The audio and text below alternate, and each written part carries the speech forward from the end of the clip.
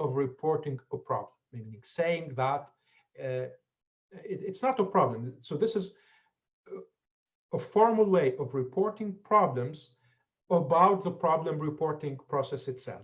It's a way of saying the standard way of solving problems is not working for us. Please do something about it. So that's it in essentially. I hope that was like a light introduction into the topic. I will get now to the crux of the topic, what I actually learned. So remember, the context here is a crisis, meaning there is a major incident, a hospital that can no longer run operations because computer software is not working. I have seen a few years ago a problem with the runway scheduling application in a major airport in the region. That meant that airplanes could not land and could not take off. So approaching air traffic had to sort of circle on top of the airport, waiting for the that sort of application problem to be fixed. So things like these, situations like these are by definition extremely tense, require a lot of generate a lot of passions, a lot of stress, and a lot of tensions in general. So handling them requires, some particular skills, if you will. So I'm going to share with you the key 4 things to keep in mind if you are brought to handle one of these. So number 1, if you're approached by a customer or a user or a citizen with a situation like these, rule number 1, acknowledge and apologize. So acknowledge in the sense that saying, yes, I do understand, because at times you will get certain problem descriptions which are very strange, and you wouldn't understand why this is a problem to begin with. It looks like this person is crazy or something, or doesn't know what they're talking about. And it might be wrong maybe to jump to dismiss the worries and say, no, this person doesn't know what they're talking about. Okay, just ignore them. That's wrong.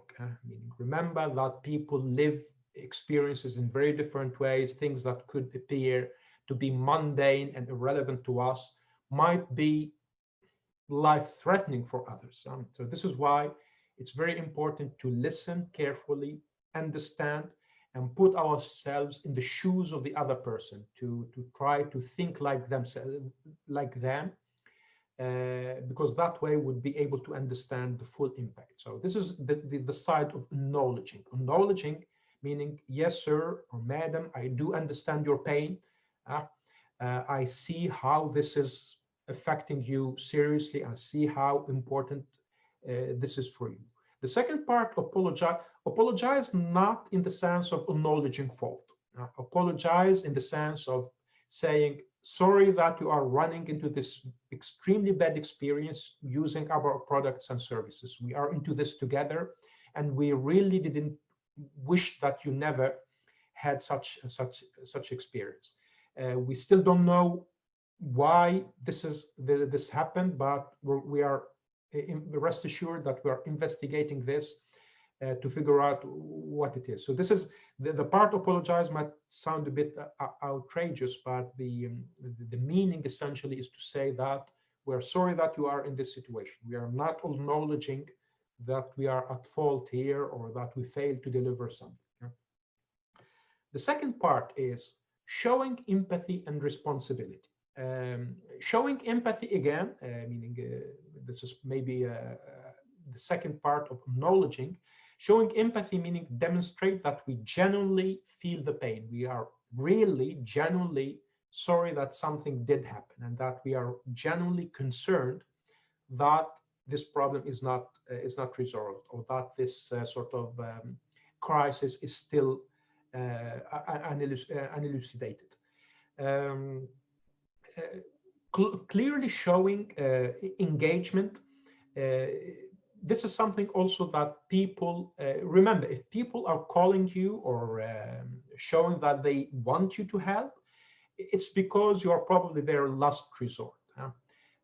The worst thing to do is to be dismissive or to run away or to hide, pretend that you did not sort of hear their sort of call for help. A responsible party would embrace that, say, okay, I totally understand. This is my responsibility. We are going to work together to solve this. So do not run away, because at times, unfortunately, there are some parties who would probably try to pretend that they didn't hear, or that they are sick, or they wouldn't show. I mean, I don't know, even in life, uh, you know, situations where you are in deep need, uh, there are certain personalities which would run away. I mean, and by the way, this is a normal human behavior. And the stress, there are some personalities which would sort of face off, take on the problem. Other personalities would avoid confrontation and pretend that they're not there, or that they did not see it. Um, the third part here is do not take this as a personal attack. I mean, remember, this is a relationship between a vendor and a customer, a supplier and a citizen. So uh, that customer, that citizen, that person is unhappy about a company, not you as a person, as an individual. Outside of that, you could be very close friends. So at times, people, unfortunately, under stress, they could turn that anger, that unhappiness, that frustration into personal attacks. Be understanding. Be liberal in a sense for what you might perceive as personal attacks against you. That said, still do not tolerate insults, or there are things which do not tolerate. You may stop people if they become sort of insulting, or that they sort of breach certain lines. Third part is drive communications and cut the noise. Driving communications in the sense that when there is a crisis, everyone will try to do something, or everyone will try to appear to be doing something. Again, even in outside the IT world, whenever there is a big crisis, you know, there are some personalities or personas which would make a lot of noise, not to contribute to solve the problem, but to just to show that they are there, or that they have authority, or that they're important. So it's very important to drive communications, to set yourselves as the single source of truth. I am the person who will be reporting on the progress and what's happening in the field every day or every 2 hours, with this cadence, and so on. And then when usually, meaning from past experience, I notice it when someone takes that kind of ownership and starts driving the communication streams, all the noise disappears. I mean, people start to look forward for that person, that individual, for the official status updates. And that's extremely useful because it cuts the noise. I mean, and by the way, on cutting the noise, um, it's a good practice in general, even outside the IT, um, uh, to make sure if you're going to say something, make sure that it's signal, not noise. I mean, this is something that we inherited from the open source development model. Meaning, one of the rules is to say, uh, reduce the noise to signal ratio. So if you're going to say something, whether in verbal or written communication, if it doesn't contribute to solving the problem, don't say it. فليقل خيرا أو فليصمت. طيب. It's extremely important in situations of crisis to stick to facts. Do not speculate. Do not try to give hopes. because what's worse than not knowing when a problem will be resolved is to promise a solution which doesn't come. That's I know that when you are under extreme stress, and then the other party is pushing hard to get some commitments or get some deadlines or dates for when you will be able to put this fire. I'm sure the government or the prime minister would be calling the Ministry of Interior. Okay, tell me when you will be able to put off this fire, because they need to communicate something to the media. So what's worse than not being able to tell when the fire will be completely put is to say that it will be put off in 2 hours, and then that doesn't happen. So be extremely careful, stick to the facts, do not overpromise. And actually don't promise anything, because it's very difficult to predict the future and how things would progress. The final thing here is, or the final advice or lesson learned, if you will, is do not fall in the finger pointing trap. It's very simple, very easy to, or maybe even be very tempting to shift blame. It's not us, it's them. We did everything fine, it's you didn't do it right. And that's a vicious circle, because finger pointing will result in finger pointing back. And then it will be a vicious circle of tit for tat, and it will never end. And instead of investing effort and time into resolving the problem, it would turn into a fight and a war that drains the efforts of everyone with no good outcome. I mean, nobody comes winning out of a war.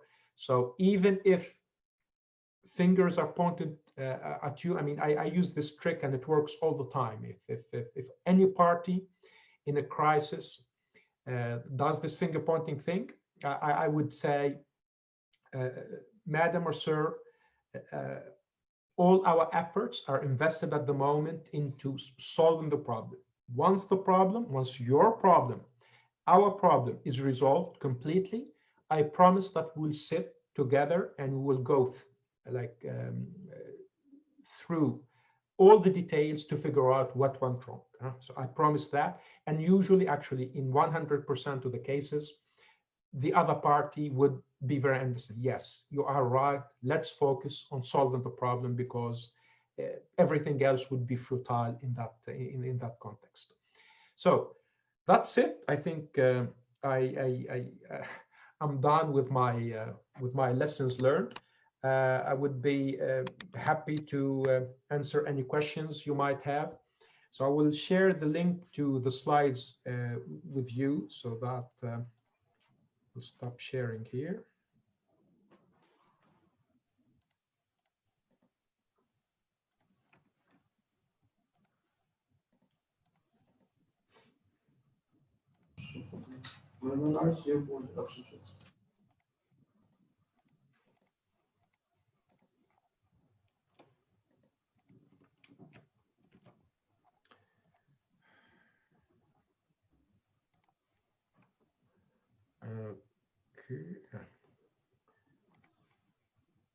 Okay, so this is the link to the slides. If you you may view them yourselves. So tell me, any questions? Anyone wants to share their own experiences with handling crises?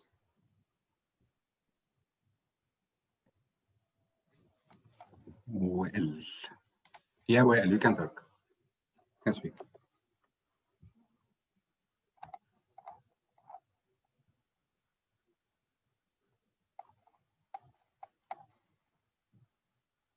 Anyone?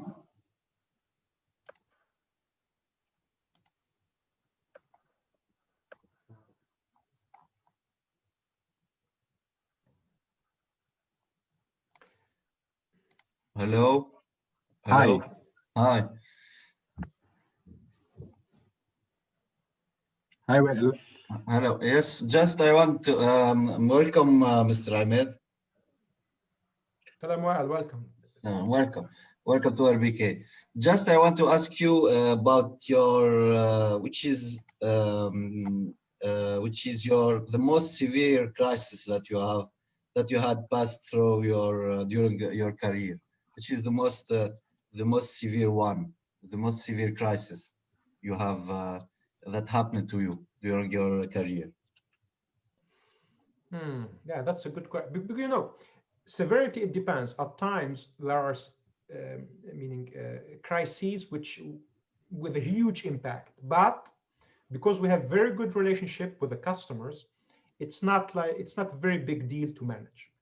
But there are some crises which have maybe more minor impact. However, due to the nature of the customer or the nature of the relationship, managing them could be a lot more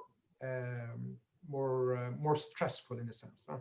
So Yes. the difficulty of managing a crisis is not directly linked to um, to the impact it has. It's more linked to the relationship you have Oh, with the organization, and obviously, the impact it has is also quite important. Maybe I don't know. I could maybe relate some examples. Um, so.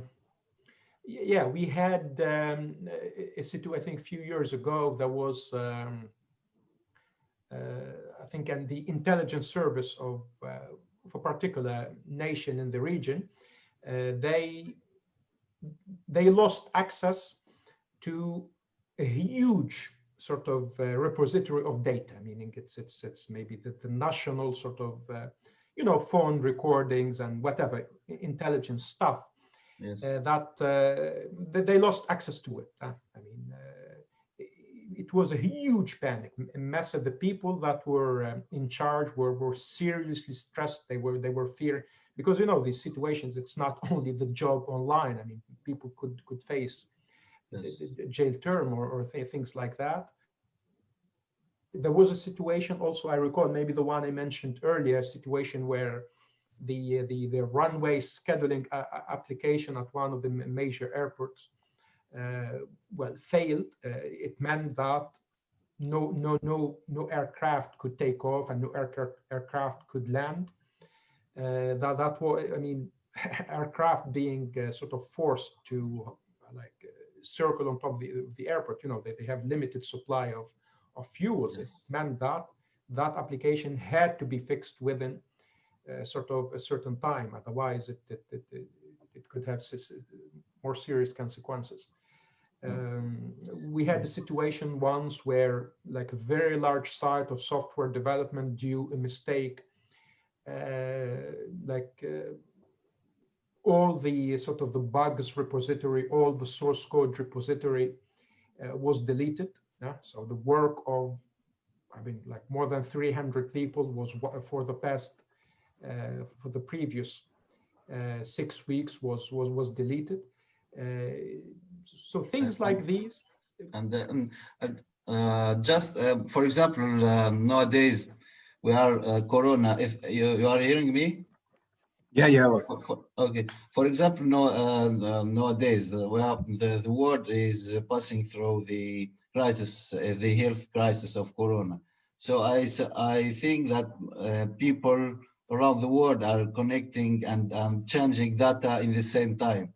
Does that affect impact in a way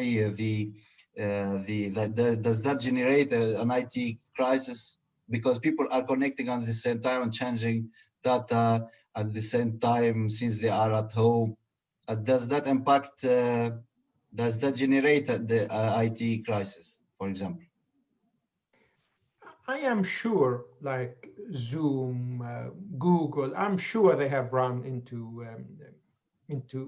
well, into situations, Okay. into problems because of the massively increased demand. The infrastructure might have not kept. I remember once, when I think it was in,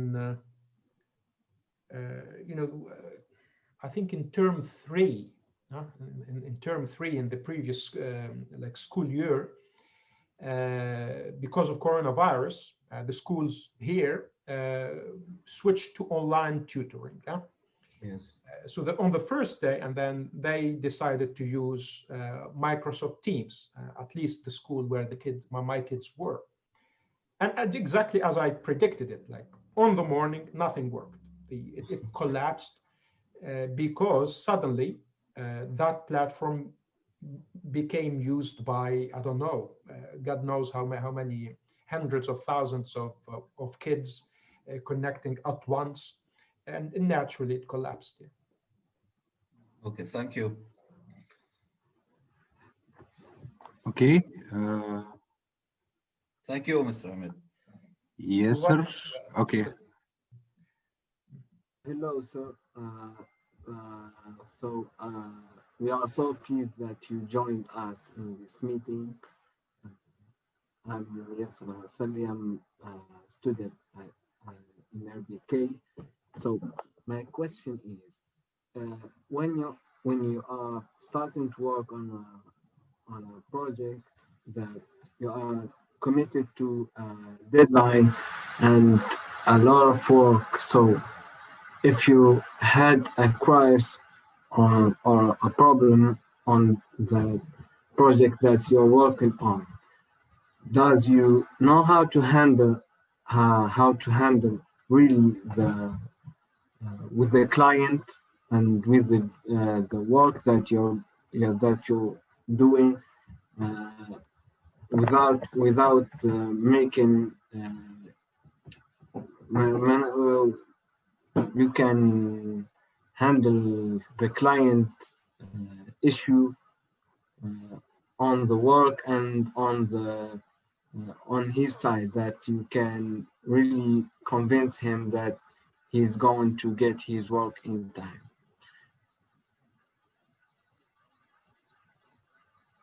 So, if I understood correctly, yes, sir, you're trying to say if there's a problem meeting a deadline, should we make the promise that we will meet it? Is that what you're trying to say? You should not give a promises for a work that you don't know that We are not hearing you. Yes. to be. You told us that we should not make promises for fixing a job that you don't know if it's gonna be fixed or not. But sometimes the client doesn't uh, doesn't convince with that. How you can handle that? Well, obviously, I mean, everyone would want to see commitments, but the problem is because there are certain ways to mitigate that. I mean, you may be because every case is different. What you could do, for instance, is try to reach a middle ground, to tell them, for example, we estimate this is our progress. Uh, this is our daily progress. If we continue on this, like progressing at this pace, then we expect to finish on this day. I think it's fair thing to say. The reason why I mentioned that it's not good to make sort of commitments about the resolution. It's because I am speaking in the IT word specific. In information technology, the problem resolution process, the technical problem resolution process, is not deterministic. Meaning, the moment someone tells you that there is a problem, you wouldn't know. You don't know whether it will take you 5 minutes to solve it or 5 weeks. So, however, in other types, I don't know, a construction project, for example. In a construction project, you have a plan. You're delivering this. You know that at the end of this week, you would have completed this. So the problems with deadline is probably less acute. What you could provision for is potentially, I don't know, problems with supply or weather problems, or I don't know, a construction worker falling sick or things like that. So the problem with negotiating delivery dates is probably a smaller problem. It's not as big as in information technology defects. Okay, Muhammad Ali.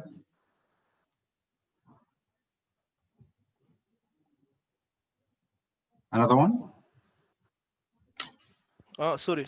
I have noticed that my microphone wasn't working. Sorry. First, we welcome you, Mr. Ahmed, and you honor us with your presence and sharing your information with us. And there is a part that's interesting about crisis when it comes to acknowledging and apologizing, knowing the fact that maybe many of us, when we talk about IT, we talk mostly about the tech part of it, and we think that some of us would go for the entrepreneurial thing. That means that you're gonna go just to toe-to-toe with the clients and their problems. So the thing is, how to just put yourself in the shoes of the client and to just try to understand his problem in some circumstances, situations, as you have said, that you think this problem may be menial to you, not such important. So how do you just go through that phase? Can you give us some examples of situations, please? Absolutely, yeah. So this is essentially a question of a matter of listening. I mean, by the way, this is not specific to information technology. At times when we hear about a complaint or someone worrying about something, at first it may not be clear to us why that is a problem, because we're not in the shoes of this person. And by the way, there is a story in the IT, in the customer service industry. I don't know whether you read about it. I mean, there's the story of the accountant who called the IT department and told them that he cannot send email messages farther than 500 miles. That's interesting. Yeah, I see. So you see, so the first reaction is to laugh at it. This is a stupid accountant who knows barely how to use a calculator, and he's clearly doesn't know how computers work. This guy is idiot. I mean, the natural reaction probably would be to laugh at it.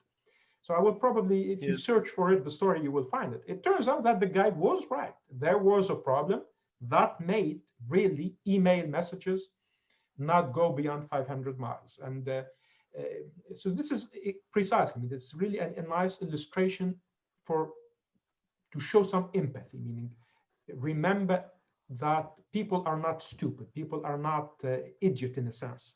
Usually if they complain, assume good intent.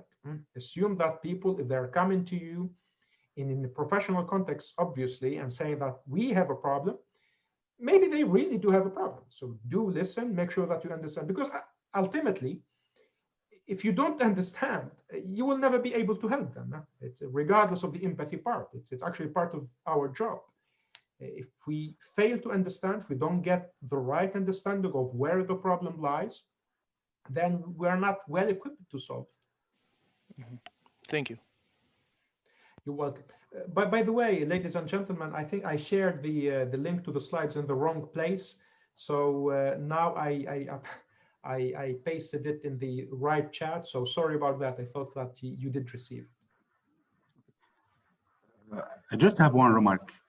The major part of your advices are useful also for teamwork.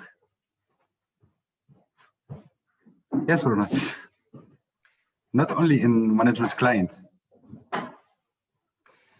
Absolutely, yeah. I mean, because this is the thing. I mean, I keep telling the team at times, if a country which is in a civil war will never be able to win a war with an external party. If your internal team is messed up, do not trust each other, are not collaborating, you will never be able to deliver anything externally. So this is the importance, and it's very good that you did spot that maybe in the messaging, Ayman, because maybe it was not the explicit core message, But behind the lines, yeah, you do see that, absolutely. Meaning if internally, if the team is unable to sort of work together with trusting each other, that they will never be able to do anything. I mean, don't count on delivering anything. I mean, you see that in football teams, in any team, pretty much. Thank you. Nader, you have a question? Yes, thank you. Hello, Mr. Ahmed. It's really a pleasure to see you on our screens. Thank you. So you was talking about handling problems and kind of crisis with clients. But my question is, how can you protect your customers' relationship in future after having such a kind of problem of crisis? What's the technique?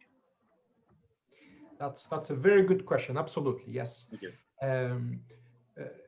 The trick is, remember, picture a situation where, say, there is a fire, and then the neighbors, imagine it, so there is a fire in one of the houses. There will be the people who are screaming and making a fuss, but not doing anything. There will be those who will stay asleep and pretend that they didn't see that there is a fire. There will be the people who are taking pictures and watching. There will be the people who are like throwing water from a cup, a glass of water, pretending that they're putting out the fire. But there will be that one person who will actually go, we'll call the civil defense, the person who will actually bring a proper hose, connected and actually try to save the people. Or at the end of the day, even those who are pretending, they will remember that one person as the one who genuinely was brave enough and took steps to do something about it. Meaning, at the end of the day, even if there was a damage, people will appreciate and value that contribution. So this is number one. Number two, a customer who sees that you are really helping them, that you are genuinely investing time and telling them the truth all along, they will respect you. And actually, I can tell you a real world example. I think about 3 or 4 years ago, we had the situation with a very large organization in the region. Essentially, they lost one table space in one of their customers' database. So we worked with them. We helped them restore it. It was on a weekend. So the problem came later in the analysis of root causes. So we did the analysis. We sent them the root cause, and we told them this component was misconfigured, and we think that it's misconfigured because it's not shipped by us.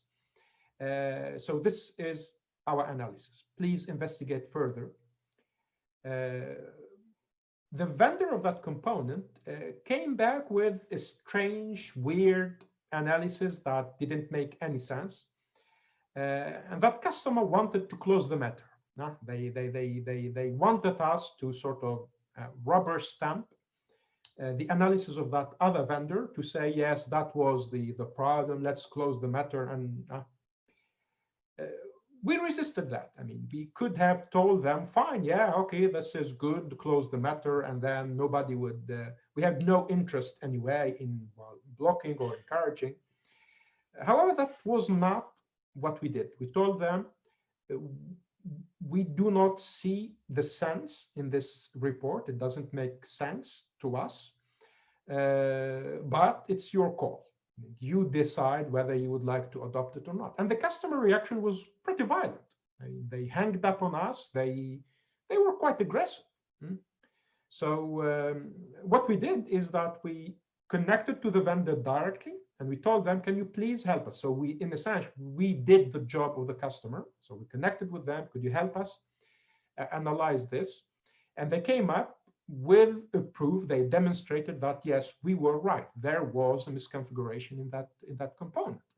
And the customer ended up calling us later that night, apologizing.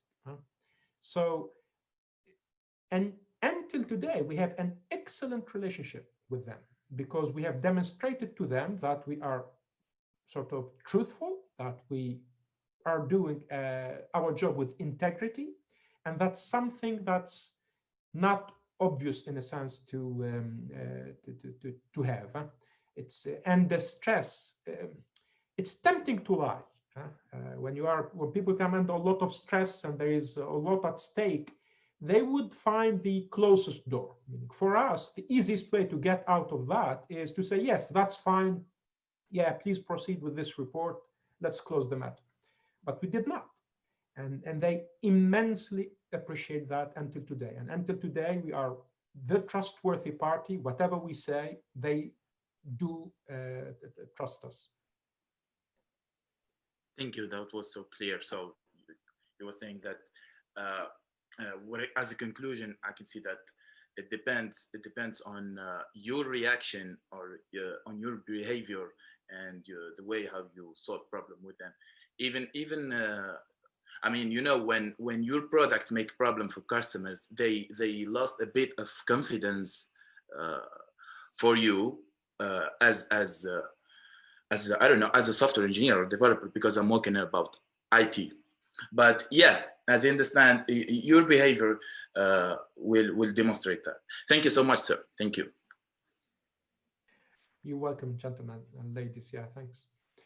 So Ryan here is asking a question about CentOS. Yeah, this is actually it's an interesting thing. Yeah, is it a crisis? It might. I don't know. Actually, I don't know how the company is considering that precisely. I mean, it might be a public relations crisis because we immensely value the relationship with the community. But you know, CentOS users are not customers, huh? So it's not like a question of win them back. Sorry, Anas, I'm sorry. Yeah. So I was saying that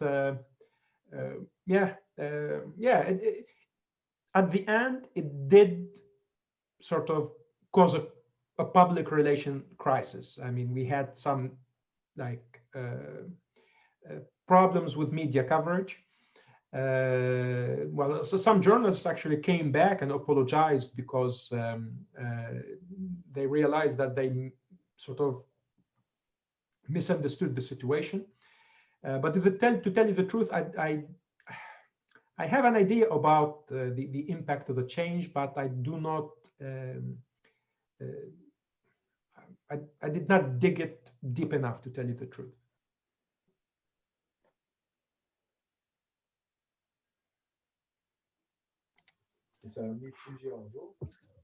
Salam Ahmed, I do also have a question. I would like, this is Rabab speaking. I would like, if possible, to go back on that example that you took regarding what we do after the escalation, pointing to that vendor who did not have the same root cause analysis. What should we do if the finger pointing is more for the customer here? I mean, if after a crisis, we would like to like analyze the escalation with the customer, and if we determine that the customer was faulty regarding a lot of things, how do we manage that in order to avoid future escalations and in order to have him take actions to avoid that in the future? That's very good. Yes. Sorry, was that Rabab? Yes. I did not hear the name well, but I do remember the voice. So yeah, that's a very interesting question, Rabab, indeed. Because of the thing, this is the difference between a transactional relationship and an actual relationship. So the difference between people who are maintaining a relationship is that we have an opportunity to build up on past mistakes, meaning if we run into a poor experience, once fixed, that would serve us as a platform to improve future relationships. So we were lucky in that sense. Conversely, people who have like a transactional relationship, they don't have that chance. So sitting with now, the good thing in a in a root cause analysis, number one, it's that usually it's done when the crisis is over. So people are no longer under heightened emotions. They are no longer under stress. Meaning the systems are working, everyone is fine. We're now taking our time, stepping back, the dust had settled. And we would like to have a rational look at this. So number one, hopefully the stress and the tension has gone away. So we can have a rational conversation. Number two, in a root cause analysis, usually it's not about opinions. It's looking at logs, at data, and facts. And it's not easy to argue with that. If we produce logs that show that the customer deleted this part or tried to reduce this or that, we were not stating an opinion. We are mentioning facts. I know that things are not as simple as I'm stating them. I recall, actually, in this particular, the same instance, when we sent the root cause analysis report, we had to check with our contacts because we didn't want to expose them. We didn't want that their management, their leadership perceives them as incompetent or responsible for a major incident or things like that. So we needed also, there is maybe the relationship maintenance, the maybe the diplomatic part of this relationship. But hopefully, in normal situations, because emotions are back to normal, there is no stress, and because it's about fact finding, hopefully customers should not react aggressively when the data shows that they did a mistake. Ines, please. Hello, Mr. Ahmed. Thank you for your time and for sharing your knowledge and experience with us. Just want to ask a question that is a bit out of context. It's closer to our reality, like as a senior developers. I just want to know the main aspects that a senior developer should have to get his first job within an IT field, and also what are the main criteria that a company should have, and which like the best criteria that would fit a profile of a beginner and a junior developer. Yeah. To tell you the truth, I don't have. Meaning, I'm not a developer. Meaning, even I'm presenting myself. I can be described as a programmer. Meaning, I wrote a few tens of thousands of lines of code, but I'm not a developer. So I think I never hired a developer. I never worked as a developer myself. You know what? I will help where I can on this question. So, what I will tell you is that, for example, when I hire people, usually with systems background, security background, IT management, and at times software development, but we don't hire them for a profile of software developer. What we look for primarily is attitude. People in an interview who show interest, who show that they are there because they want to do a good job, that those who demonstrate a will to learn and to progress, those who show passion. I remember we hired a lady a few years back.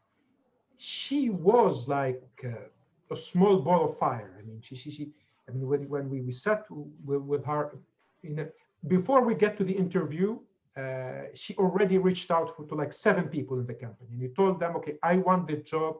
How do I get into the company? I really want to work with you guys. And although she was not really particularly experienced, we could see clearly that passion and that will, that sort of fire and that want to do something good, to do a proper job, and to get a chance to demonstrate how well they can perform.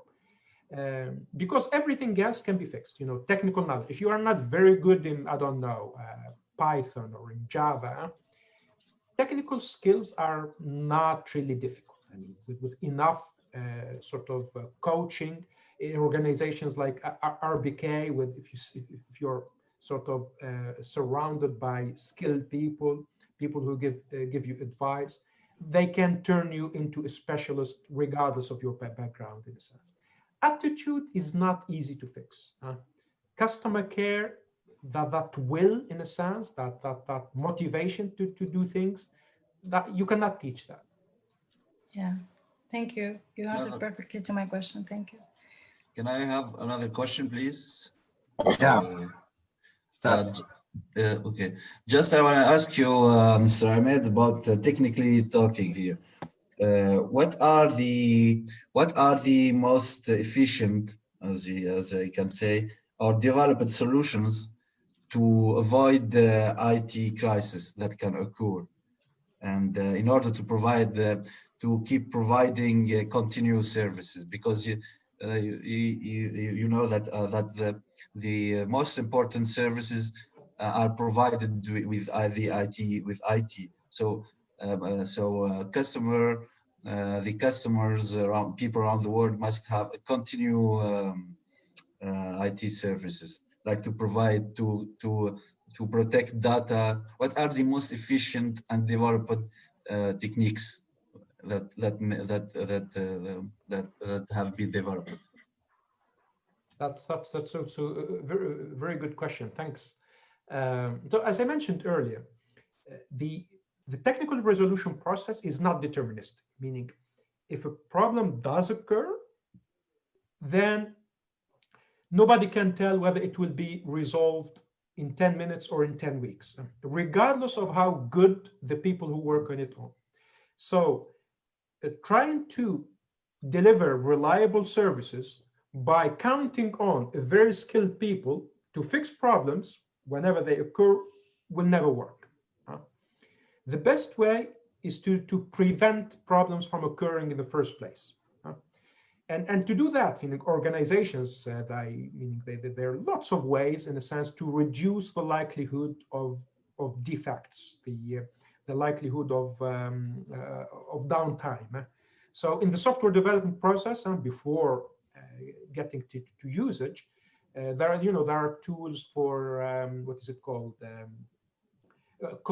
code analysis, like, I don't know, Clockwork. I think the other tools, Coverty. I don't know whether you have heard of it. So these are tools which analyze the code and try to detect common programming mistakes. Obviously, I'm not talking about syntax errors and things like that. These are or like grammar problems. These are easily detected by the compiler and the preprocessors themselves. But things like buffer overflow, things which are a lot more subtle, in a sense, and which cannot be easily detected by compiler or such. Then there is testing. People do a lot of testing, a lot of automated testing. So now in the DevOps cycles, for instance, one of the steps before moving to production stage is to run a series of automated tests. So instead of sort of testing, what is it called? Testing an application manually, it would be tested automatically. For instance, I remember in the company, there was a time, and I think we still have this practice. So every time an engineer fixes a bug, they are also expected to produce a regression test, an automated regression test. So meaning we fix the bug, and then we produce a script to automatically check that that particular bug will not be introduced in future releases of the code. So that's for automated testing. In terms of infrastructure, there are ways of like to increase resiliency, say, for example, duplicating things, that there is what is it called, the like high availability setups. That's pretty much what comes to mind in the first round. Okay. Thank you very much. Thank you very much. Excuse me. Anas, One last question. excuse me. Start, Anas. I want to ask about, as we know, we can predict when the crisis will happen. So how we can be prepared for the unexpected, so we can contain our business work.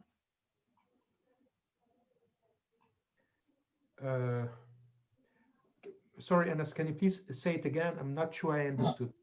As we know, we can predict when the crisis will happen. So how can we be prepared for the unexpected, so we can maintain our business work?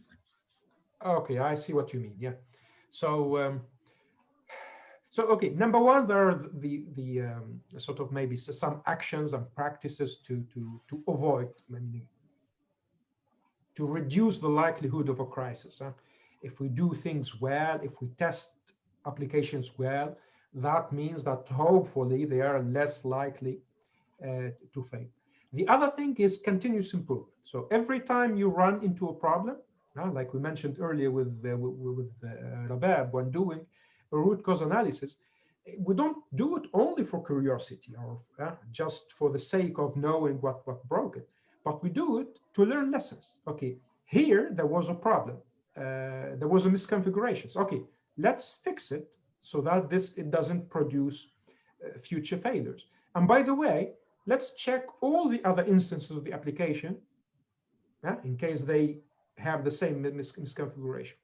So alternately, like taking preventive measures wherever possible, plus continuous improvement, and this is key, really, like continuous improvement, meaning the longer you operate the platform, the more you would know, and the more resilient your platform is going to be.